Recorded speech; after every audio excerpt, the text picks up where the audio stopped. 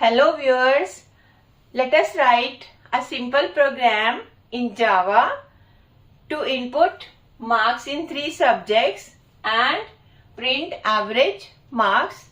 These are multiple line comments and comments are not part of the program. Then define a class, say print. Then main function, public, static, void, main, string args.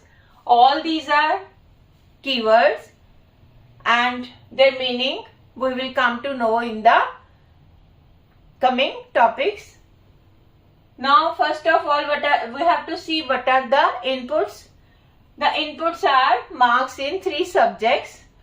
Let us store marks in 3 subjects into 3 different variables. Say A equals to 80, B equals to 75, C equals to 90. So let us these variables store these marks.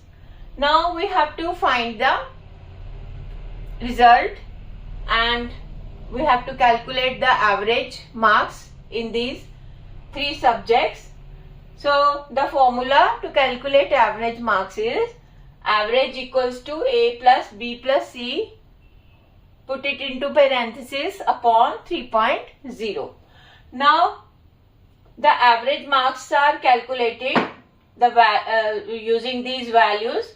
The average marks are calculated and stored into variable AVG. The data type of AVG should be double because some decimal value or real number is stored into AVG, so its data type should be double. Now let us see the result through print command system.out.println average marks equals to plus AVG.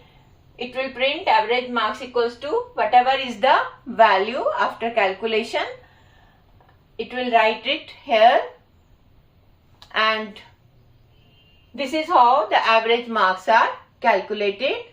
And if you understand this program, then please like the video and subscribe my channel. Thank you.